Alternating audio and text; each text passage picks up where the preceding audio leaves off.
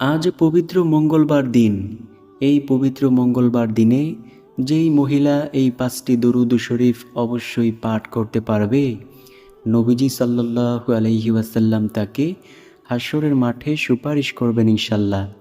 নবীজি সাল্লাল্লাহু আলাইহি ওয়াসাল্লাম বলেন, ও আমার উম্মতেরা শোনো, যে ব্যক্তি আমি নবীর প্রতি বেশি বেশি পরিমাণে দরুদ শরীফ পাঠ করবে, আমি নবী অবশ্যই তাকে হাশরের মাঠে সুপারিশ করব ইনশাল্লাহ।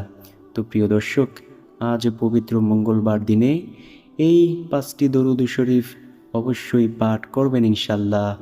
তাই আমার বিশ্বাস, যেই নারী নবীকে অনেক বেশি ভালোবাসে, আল্লাহ তাআলাকে ভয় করে, দিন ইসলামকে মোহাব্বত করে, সে আজকের ভিডিওটি অবশ্যই সম্পূর্ণ দেখবে, প্রত্যেকটি আমলকে সুন্দরভাবে শিখবে, পরবর্তীতে নিয়মিত এই দরুদ শরীফগুলো অবশ্যই সে পাঠ করবে। তো চলুন প্রিয় নারীর দল, প্রত্যেকটি দরুদ শরীফের সাথে আপনাদেরকে পরিচয় করিয়ে দেই।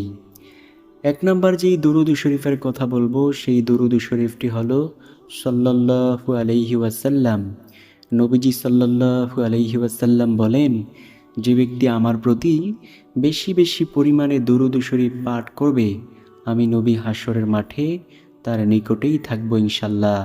প্রিয় দর্শক, আপনি নবীকে দেখবেন, নবীজি সাল্লাল্লাহু আলাইহি ওয়াসাল্লাম আপনাকে দেখবে, সেই মজার মুহূর্তটা কেমন হবে যখন আপনি নবীকে দেখতে পারবেন। নবীজি বলেন, কোনো ব্যক্তি যদি একবার দরুদ শরীফ পাঠ করে, তাহলে আল্লাহ তাআলা সাথে সাথে তাকে 3টি পুরস্কার দান করেন। প্রথম নাম্বার পুরস্কার, আল্লাহ তাআলা তার আমলনামা থেকে 10টি গুনাহকে সরিয়ে দেন। দ্বিতীয় নাম্বার পুরস্কার, আল্লাহ তাআলা 10টি রহমত দান করেন। তৃতীয় নাম্বার পুরস্কার, আল্লাহর আদালতে 10 ধাপ মর্যাদা আল্লাহ বাড়িয়ে দেন। তো প্রিয় দর্শক, আমরা যদি দৈনন্দিন জীবনে হাঁটতে চলতে উঠতে বসতে পাঠ করতে পারি সাল্লাল্লাহু আলাইহি ওয়াসাল্লাম, আল্লাহ তাআলা আমাদেরকে অনেক সওয়াব দান করবেন ইনশাল্লাহ। দৈনিক যদি 100 বার বলতে পারি সাল্লাল্লাহু আলাইহি ওয়াসাল্লাম, আল্লাহ তাআলা 1000টি গুনাহকে ক্ষমা করে দিবেন, 1000টি রহমত দান করবেন, আল্লাহর আদালতে 1000 ধাপ মর্যাদা আল্লাহ বাড়িয়ে দিবেন ইনশাল্লাহ। দ্বিতীয় নাম্বার যেই দরুদ শরীফের কথা বলবো, সেই দরুদ শরীফটি হলো নবীজি সাল্লাল্লাহু আলাইহি ওয়াসাল্লামের সামনে সাহাবায়ে কেরাম বসা। নবীজি বললেন, ও আমার সাহাবীরা শোনো, আমি কি তোমাকে এমন একটি দরুদ শরীফের কথা বলবো না, যেই দরুদ শরীফ যদি শুধুমাত্র একবার পাঠ করতে পারো, আল্লাহ তাআলার রহমতের 70 জন ফেরেশতা 1000 দিন পর্যন্ত অনবরত শুধু তোমাদের আমলনামায় নেকি লিখতে থাকবে। সাহাবীরা তো ছিল আমলের জন্য অনেক বেশি পাগল। সাহাবীরা বলল, ইয়া রাসূলুল্লাহ, হে আল্লাহর রাসূল সাল্লাল্লাহু আলাইহি ওয়াসাল্লাম, বলুন কোন সেই দরুদ শরীফের আমল। নবীজি বলেন, যদি কোনো ব্যক্তি একবার শুধু বলতে পারে, জাযাল্লাহু আন্না মুহাম্মাদান মা হুয়া আহলুহু, আল্লাহ তাআলার রহমতের 70 জন ফেরেশতা 1000 দিন পর্যন্ত অনবরত শুধু তার আমলনামায় নেকি লিখতে থাকবে। নবীজি সাল্লাল্লাহু আলাইহি ওয়াসাল্লামের প্রিয় সাহাবে কেরামগণ অনেক বেশি সন্তুষ্ট হইলেন। নবীজি বললেন, ও আমার সাহাবীরা শুনে নাও, যদি কোনো ব্যক্তি শুধু একবার বলে এই দোয়াখানা অর্থাৎ এই দরুদ শরীফ, আল্লাহ তাআলা সাথে সাথে তাকে অনেক সওয়াব দান করেন। হাদিসের মধ্যে এসেছে, আল্লাহ রাব্বুল আলামিনের 70 জন রহমতের ফেরেশতা 1000 দিন পর্যন্ত অনবরত শুধু তার আমলনামায় নেকি লিখতে থাকে। আল্লাহু আকবার। প্রিয় দর্শক, আপনি কি চান যে আপনার আমলনামায় ফেরেশতারা অনবরত নেকি লিখুক? যদি চেয়ে থাকেন, তাহলে সব সময় পাঠ করুন, জাযাল্লাহু আন্না মুহাম্মাদান মা হুয়া আহলুহু। যদি আপনি পাঠ করতে পারেন, আল্লাহ আপনাকে অনেক বেশি ভালোবাসবেন। আর আল্লাহ যদি কাউকে ভালোবাসে, তাহলে তার কপাল খুলে যাবে। নবীজি হাদিসের মধ্যে বলেন, কোনো ব্যক্তিকে যদি আল্লাহ তাআলা ভালোবাসতে শুরু করে, আল্লাহ সর্বপ্রথমে জিব্রাইল আলাইহিস সালামকে ডেকে ডেকে বলে, ও জিব্রাইল, আমি জমিনের অমুক ব্যক্তিকে খুব বেশি ভালোবাসি, তোমরাও আজকের পর থেকে তাকে ভালোবাসো। জিব্রাইল আলাইহিস সালাম আকাশের সব ফেরেশতাদের কাছে বলে দেয়, ও আকাশের ফেরেশতারা, আল্লাহ তাআলা বলেছে, আল্লাহ জমিনের অমুক ব্যক্তিকে অনেক বেশি ভালোবাসে। আল্লাহ বলেছে তোমাদেরকেও ভালোবাসতে, এবং আমি জিব্রাইলও তাকে ভালোবাসি। জিব্রাইল আলাইহিসসালাম যখন আকাশের ফেরেশতাদের কাছে এই ঘোষণা করে দেয়, আকাশের ফেরেশতারা তখন তাকে ভালোবাসতে শুরু করে। আর আল্লাহ তাআলা এই ভালোবাসার চাবি দুনিয়ার মধ্যে পাঠিয়ে দেন, যার কারণে দেখা যায় দুনিয়ার হাজারো মানুষ তার পেছনে শুধু একটু দোয়ার জন্য দৌড়ায়। তো প্রিয় দর্শক, আপনিও যদি চান আপনার পেছনে হাজারো মানুষ দৌড়াক এবং আপনাকে অনেক মানুষ ভালোবাসুক, তাহলে নবীর প্রতি বেশি বেশি পরিমাণে দরুদ শরীফ পাঠ করুন। নবীকে যে ব্যক্তি ভালোবাসবে, আল্লাহ তাআলা তাকে ভালোবাসবে। আল্লাহ যখন কাউকে ভালোবাসবে, আল্লাহ সেই ভালোবাসার চাবি দুনিয়ার মধ্যেও দিয়ে দিবেন ইনশাল্লাহ। নবীজি সাল্লাল্লাহু আলাইহি ওয়াসাল্লামকে ভালোবেসেছেন সাহাবায়ে কেরাম রাদিয়াল্লাহু তাআলা আলাইহিম আজমাইন। যেমন ভালোবেসেছেন ঠিক তেমনই ফল পেয়েছেন।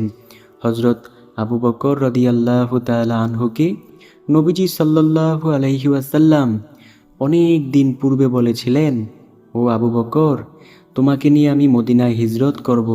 মনে হয় আর বেশি দিন এই মক্কায় থাকতে পারবো না। কাফিররা যেই যন্ত্রণা শুরু করেছে, ওদের আগ্রহে তুমি থাকো, ইনশাল্লাহ তোমাকে নিয়ে আমি হিজরত করব। হযরত আবু বকর রাদিয়াল্লাহু তাআলা আনহু এই কথা শুনলেন। নবী যেদিন হিজরত করবেন সেই দিন রাতের বেলায় আবু বকর রাদিয়াল্লাহু তাআলা আনহুর ঘরের দরজায় গিয়ে ডাক দিলেন, আবু বকর, তুমি কি সজাগ আছো? আবু বকর রাদিয়াল্লাহু তাআলা আনহু সাথে সাথেই ঘরের দরজাটা খুলে ফেলল এবং বলল, লাব্বাইক ইয়া রাসূলুল্লাহ। নবীজি বললেন, আবু বকর, আমি তোমাকে একটা মাত্র ডাক দিলাম এবং আস্তে ডাক দিলাম, তুমি এতে করে কিভাবে শুনলে? তুমি কি ঘুমাও নাই? আবু বকর রাদিয়াল্লাহু তাআলা আনহু বলল, ও নবী, যেই দিন আপনি আমাকে বলেছিলেন, ও আবু বকর, আমি মদিনায় হিজরত করব, সেই দিন থেকে আজ 6 মাস পর্যন্ত আমি একটা রাতের বেলাও ঘুমাই নাই। আমি শুধু অধীর আগ্রহে ছিলাম যে আমার নবী কখন আইসা আমাকে ডাক দিবে। নবী যদি আইসা আমাকে ডাক দেয়, আমি যদি নবীর ডাকে সাড়া না দিতে পারি, হয়তোবা নবী মনে মনে কষ্ট পাইবে। ও নবী, আমি আপনাকে অনেক বেশি ভালোবাসি নবী, এই জন্য আমি আজ 6 মাস পর্যন্ত আমি একটা রাতের বেলাও ঘুমাই নাই। নবীজি সাল্লাল্লাহু আলাইহি ওয়াসাল্লাম আবু বকর রাদিয়াল্লাহু তাআলা আনহুকে নিয়ে মদিনায় হিজরত করলেন এবং আবু বকরকে বললেন, ও আবু বকর, তুমি অনেক বড় দামি। প্রিয় দর্শক, ওই আবু বকর রাদিয়াল্লাহু তাআলা আনহু ইসলামের প্রথম খলিফা হয়েছিলেন এবং তিনি দুনিয়ায় জীবিত থাকা অবস্থায় জান্নাতের টিকিট পেয়েছেন। তো সেই আবু বকর রাদিয়াল্লাহু তাআলা আনহু নবীকে যেমন ভালোবেসেছেন, ঠিক ফলও তেমন পেয়েছেন। আমরাও যদি নবীকে ভালোবাসতে পারি, আমরাও সুন্দর ফল পাইব ইনশাল্লাহ। তারপরে যেই দুরুদ শরীফের কথা বলবো, 3 নাম্বার দুরুদ।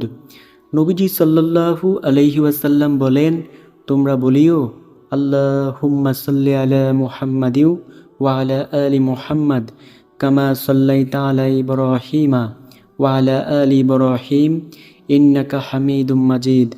আল্লাহুম্মা বারিক আলা মুহাম্মাদিন ওয়া আলা আলি মুহাম্মাদ কামা বারাকতা আলা ইব্রাহিমা ওয়া আলা আলি ইব্রাহিম ইন্নাকা হামিদুম মাজিদ।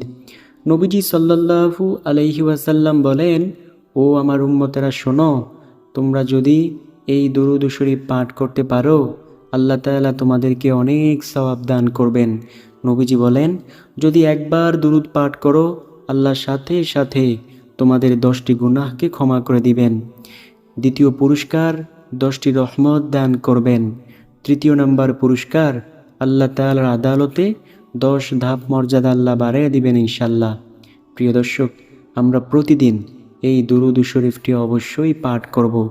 নবীজির প্রতি দুরূদ পাঠ করলে জীবনেও কেউ ঠকে না, আমরাও ঠকব না ইনশাল্লাহ। নবীকে ভালোবেসেছেন নবীর প্রিয় সাহাবী হযরত হানজালা রাদিয়াল্লাহু তাআলা আনহু।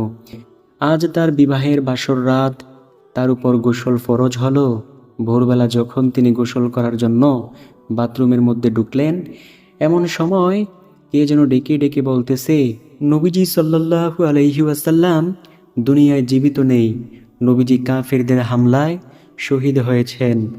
এই কথার আওয়াজ যখন হানজালা রাদিয়াল্লাহু তাআলা আনহুর কানের মধ্যে প্রবেশ করল, তিনি আর ঠিক থাকতে পারলেন না।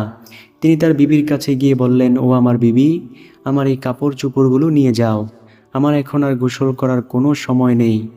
নবী যদি দুনিয়ায় না থাকে, আমি হানজালা দুনিয়ায় থেকে কী লাভ? ও আমার বিবি, আমি তোমার কাছে আসতে পারবো না। তুমি হয়তোবা মনে করতে পারো যে তুমি আমাকে একটু দেখবে ভালো করে। ও আমার বিবি শোনো, আমি চাই না আমি তোমার কাছে গিয়ে যদি দাঁড়াই, তাহলে হয়তোবা নবীজি সাল্লাল্লাহু আলাইহি ওয়াসাল্লামের থেকে তোমার প্রতি একটু মায়া বেশি হয়ে যেতে পারে। আমি যুদ্ধের ময়দানে নাও যাইতে পারি মায়ার কারণে।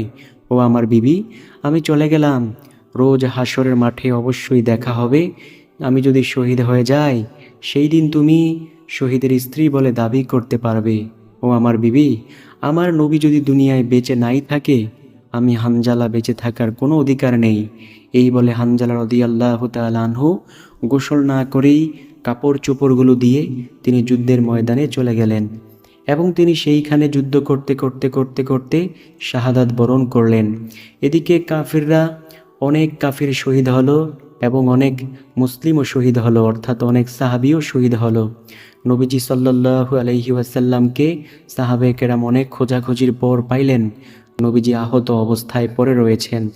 নবীজি সাল্লাল্লাহু আলাইহি ওয়াসাল্লাম হেলান দিয়ে বসলেন এবং সাহাবীদেরকে বললেন, ও আমার সাহাবীরা শোনো, তোমরা দেখো তো আমার কোন কোন সাহাবী এই বদর যুদ্ধে শাহাদাত বরণ করেছে। আজকে তোমরা তাদেরকে বিনা গোসলে দাফন করে দাও। অর্থাৎ এই শহীদারা তাদের রক্তমাখা শরীর লইয়া আল্লাহ তাআলার দরবারে হাসরের মাঠে দাঁড়িয়ে যাবে। আর যে ব্যক্তি তাকে শহীদ করেছে, তার বিরুদ্ধে আল্লাহ তাআলার দরবারে নালিশ জানাবে। নবীজি সাল্লাল্লাহু আলাইহি ওয়াসাল্লাম যখন সাহাবীদেরকে হুকুম করলেন, সাহাবীরা প্রত্যেকটি লাশকে বিনা গোসলে দাফন করতে লাগলো। হঠাৎ করে নবীজি তাকিয়ে দেখলেন একজন মহিলা নবীজির সামনে হাজির। নবীজি বললেন, কে তুমি মা? নবীজি সাল্লাল্লাহু আলাইহি ওয়াসাল্লামের প্রশ্নের জবাবে ওই সুন্দরী মেয়েটি বলল, আমি হলাম হানজালার নতুন বিবাহিত স্ত্রী।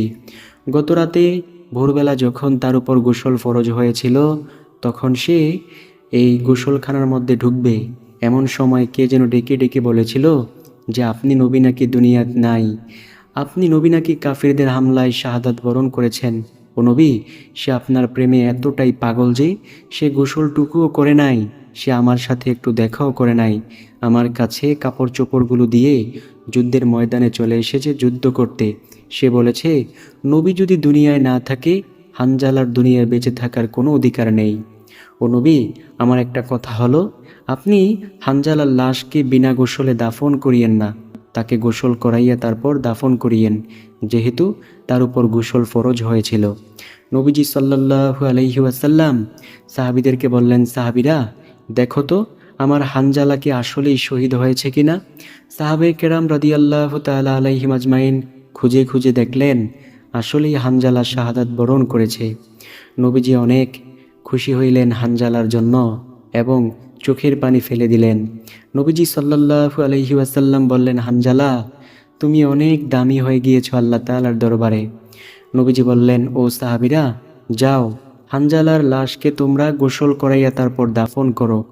সাহাবীরা যখন হানজালার লাশকে গোসল করাইতে যাবে, এমন সময় সাহাবীরা দেখল হানজালার শরীর থেকে টপ টপ করে পানি ঝরতেছে। নবীজি সাল্লাল্লাহু আলাইহি ওয়াসাল্লামের কাছে দৌড়ে এসে বলল, ইয়া রাসূলুল্লাহ, আমরা গোসল করাবো ঠিক এই মুহূর্তে আমরা দেখতেছি যে হানজালার লাশ থেকে টপ টপ করে পানি ঝরতেছে। ও নবী, এটার কারণ কি? নবীজি সাল্লাল্লাহু আলাইহি ওয়াসাল্লামকে আল্লাহ তাআলা সাথে সাথে ওহীর মাধ্যমে জানিয়ে দিলেন, ও আমার বন্ধু মুহাম্মাদুর রাসূলুল্লাহ সাল্লাল্লাহু আলাইহি ওয়াসাল্লাম, আপনাদের আর হানজালাকে গোসল করানোর কোনো প্রয়োজন নেই। আমি আল্লাহ তার প্রতি সন্তুষ্ট হইয়া জান্নাতের পানি দিয়ে তাকে গোসল করিয়ে দিয়েছি ফেরেশতাদের মাধ্যমে। সুবহানাল্লাহ। প্রিয় দর্শক, এই ঘটনা দিয়ে কি বুঝাইতে চাইলাম যে যে ব্যক্তি নবীকে ভালোবাসে সে দুনিয়ায়ও কল্যাণময় জীবন পাবে, পরকালের জীবনেও কল্যাণময় জীবন পাবে ইনশাল্লাহ। তো তারপরে যেই দরুদ শরীফের কথা বলবো, অর্থাৎ 4 নম্বর দরুদ, নবীজি সাল্লাল্লাহু আলাইহি ওয়াসাল্লাম বলেন, তোমরা বেশি বেশি পরিমাণে পাঠ করিও সাল্লাল্লাহু আলাইহি ওয়া আলিহি ওয়াসাল্লাম। আমি আবার বলছি, সাল্লাল্লাহু আলাইহি ওয়া আলিহি ওয়াসাল্লাম। যদি কোনো ব্যক্তি এই দরুদ শরীফ বেশি বেশি পাঠ করতে পারে, নবীজি হাসরের মাঠে অবশ্যই তাকে সুপারিশ করবেন ইনশাল্লাহ। কোন হাসরের মাঠে? যেই হাসরের মাঠে আপন বলতে কেউ থাকবে না, শুধু আপন থাকবে নেক আমল। নবীজি সাল্লাল্লাহু আলাইহি ওয়াসাল্লাম তার আদরের মেয়ে ফাতিমা রাদিয়াল্লাহু তাআলা আনহাকে ডেকে ডেকে বললেন, ও ফাতিমা, তুমি নিজেকে নিজে জাহান্নামের আগুন থেকে বাঁচাইয়া তারপর সে অন্ধকার কবরে যাইও। ও ফাতিমা, সেই গহীন কবরে যাইয়া যদি তুমি এই পরিচয় দাও যে আমি নবীজির আদরের কন্যা, এই পরিচয় কিন্তু কোনো কাজে আসবে না। ও ফাতিমা, তুমি নিজেকে নিজে জাহান্নামের আগুন থেকে বাঁচাইয়া তারপর তুমি অন্ধকার কবরে যাইও। প্রিয় দর্শক, নবী যদি নবীর মেয়ে ফাতিমা রাদিয়াল্লাহু তাআলা আনহাকে এমন কথা বলতে পারে, তাহলে আমাদের ব্যাপারে নবীজি সাল্লাল্লাহু আলাইহি ওয়াসাল্লাম কত কঠিন হবে। সেই নবীর মেয়ে ফাতিমা রাদিয়াল্লাহু তাআলা আনহা যেদিন ইন্তেকাল করলেন, তার লাশকে আবু যর গিফারি রাদিয়াল্লাহু তাআলা আনহু কবরে রাখার পূর্বে 3টি প্রশ্ন করেছিলেন। সেই প্রশ্নের জবাবে যা দিয়েছিল কবর, সেগুলো সারা দুনিয়ার মানুষের জন্য একটি অ্যালার্ম স্বরূপ। চলুন জেনে নেই সেই দিনের সেই ছোট্ট ঘটনাটি। আপনি শুনলে একেবারে চমকে উঠবেন। তারপর আমরা জানব সর্বশেষ নাম্বার যেই দরুদ, সেই দরুদ সম্পর্কে। নবীজির মেয়ে ফাতিমা ইন্তেকাল করলেন। ফাতিমা রাদিয়াল্লাহু তাআলা আনহার লাশকে যখন কবরে নামাইবেন, আবু যর গিফারি রাদিয়াল্লাহু তাআলা আনহু তার পূর্বে 4টি প্রশ্ন করেছিল। কি সেই প্রশ্ন? আবু যর গিফারি বলল, ও কবর, তুমি দেখতেছো কাকে তোমার মধ্যে রাখতেছি? তুমি বেয়াদবি করিও না। যিনি হলেন জান্নাতের মহিলাদের সর্দারনী। ও কবর, তার সাথে বেয়াদবি করিও না। কবরের মধ্য থেকে কোনো আওয়াজ নেই। দ্বিতীয়বার বললেন, ও কবর, তুমি কি দেখতেছো কাকে রাখতেছি? ও কবর, ইনি হলেন জান্নাতের যুবকদের সর্দারের আম্মাজান। ও কবর, তার সাথে বেয়াদবি করিও না। কবরের মধ্য থেকে কোনো আওয়াজ নেই। তৃতীয়বার বলল, ও কবর, তুমি কি জানো তোমার মধ্যে কাকে রাখতেছি? শেরে খোদা আলীর স্ত্রীকে, যে আলী সম্পর্কে নবীজি বলেছেন, আমি হলাম ইলমে দ্বীনের শহর, আর সেই শহরের দরজা হলো আমার আলী। ও কবর, দেখো বেয়াদবি যেন না হয়। এইবারও কবরের মধ্য থেকে কোনো আওয়াজ আসলো না। সর্বশেষবার যখন বলল, ও কবর, তুমি বেয়াদবি করিও না, তোমার মধ্যে কাকে রাখতেছি তুমি জানো? নবীজি সাল্লাল্লাহু আলাইহি ওয়াসাল্লামের আদরের কন্যা ফাতিমা রাদিয়াল্লাহু তাআলা আনহাকে তোমার মধ্যে রাখতেছি। ও কবর, বেয়াদবি করিও না। কবরের মধ্য থেকে এইবার আওয়াজ আসলো। কবর বলল, আমি হলাম সাপ বিচ্ছুর ঘর। আমি এমন ঘর যেই ঘরের মধ্যে কোনো বাতি নেই, কোনো সাথী নেই। আমার মধ্যে কে ফাতিমা রাদিয়াল্লাহু তাআলা আনহা, কে হযরত আলীর স্ত্রী, কে হাসান হোসাইন রাদিয়াল্লাহু তাআলা আনহুর আম্মাজান, এই পরিচয় আমার মধ্যে চলবে না। আমার মধ্যে চলবে শুধু নেক আমলের পরিচয়। প্রিয় নারীর দল, ফাতিমা রাদিয়াল্লাহু তাআলা আনহা এমন একজন মহিয়সী নারী ছিলেন, যেই ফাতিমা রাদিয়াল্লাহু তাআলা আনহা দুনিয়ায় জীবিত থাকা অবস্থায় জান্নাতের টিকিট পেয়েছেন। তো এমন নারীর ব্যাপারে যদি কবর এমন কঠিন কথা বলতে পারে, আপনাদের ব্যাপারে কবর কেমন কঠিন হবে? আমরা পুরুষের ব্যাপারে কবর কেমন কঠিন হবে? তো প্রিয় নারীর দল, অবশ্যই ওই দরুদ শরীফটি বেশি বেশি পরিমাণে পাঠ করবেন। আল্লাহ তাআলার দরবারে হিদায়াত কামনা করবেন ইনশাল্লাহ। সর্বশেষ নাম্বার যেই দরুদ শরীফের কথা বলবো, সেই দরুদ শরীফের কথাও বলছি। নবীজি সাল্লাল্লাহু আলাইহি ওয়াসাল্লামের একজন প্রিয় সাহাবী ছিল, যার নাম ছিল হযরত আবু হুরায়রা রাদিয়াল্লাহু তাআলা আনহু। নবীর ওই প্রিয় সাহাবী বলেন, ও দুনিয়ার মানুষ শোনো, আমি তোমাদেরকে বলছি, কোনো ব্যক্তি যদি শুক্রবার জুমার দিন আসরের নামাজের পর যেই স্থানে বৈশা সে আসরের নামাজটুকু আদায় করেছে, ওই স্থানে বসেই যদি এই দরুদ শরীফ মাত্র 80 বার পাঠ করতে পারে, আল্লাহ রব্বুল আলামিন তার 80 বছরের গুনাহকে ক্ষমা করে দিবেন। 80 বছরের নেক তার আমলনামায় যোগ করে দিবেন। নবীজি সাল্লাল্লাহু আলাইহি ওয়াসাল্লামের প্রিয় সাহাবী হযরত আবু হুরায়রা রাদিয়াল্লাহু তাআলা আনহু বলেন, কোনো ব্যক্তি যদি শুক্রবার জুমার দিন আসরের নামাজের পর, আমি আবার বলছি, আসরের নামাজের পর যে স্থানে বৈশা সে আসরের নামাজটুকু আদায় করেছে, ওই স্থানে বসেই যদি এই দরুদ শরীফ মাত্র ৮০ বার পাঠ করতে পারে, আল্লাহুম্মা সাল্লি আলা মুহাম্মাদানিন নাবিয়্যিল উম্মিয়্যি ওয়া আলা আলিহি ওয়া সাল্লিম তাসলিমা, যদি কোনো ব্যক্তি এই দরুদ শরীফ মাত্র ৮০ বার পাঠ করতে পারে, আল্লাহ রাব্বুল আলামিন তার ৮০ বছরের গুনাহকে ক্ষমা করে দিবেন, ৮০ বছরের ন্যাক তার আমলনামায় যোগ করে দিবেন।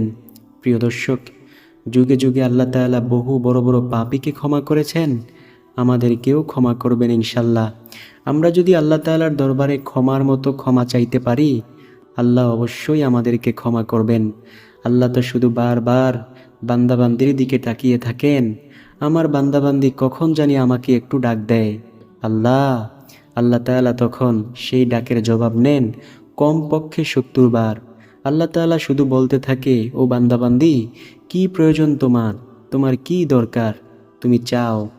আর সেই আল্লাহ তাআলাই আবার কঠোর হয়ে যাবে, পরকালের জীবনে যদি জাহান্নামে চলে যান, যদি জাহান্নামে চলে যায়, হাজারো বার যদি আল্লাহ তাআলাকে ডাকি, আল্লাহ একটু ডাকেরও জবাব দিবেন না। প্রিয় দর্শক, দুনিয়ায় জীবিত থাকা অবস্থায় আল্লাহ তাআলাকে সন্তুষ্ট করে আমরা কবরে যাইব, এই ৫টি দরুদ শরীফ পাঠ করে সব সময় আল্লাহ তাআলার দরবারে হিদায়াত কামনা করব। আল্লাহ যদি পরিপূর্ণ হিদায়াত দান করে, মৃত্যুর পর কবর হবে নূরে নূরান্বিত এবং নবীজি সাল্লাল্লাহু আলাইহি ওয়াসাল্লাম আমাদেরকে হাশরের মাঠে সুপারিশ করবেন ইনশাল্লাহ। তো আশা করব ভিডিওটি অনেক বেশি উপকারী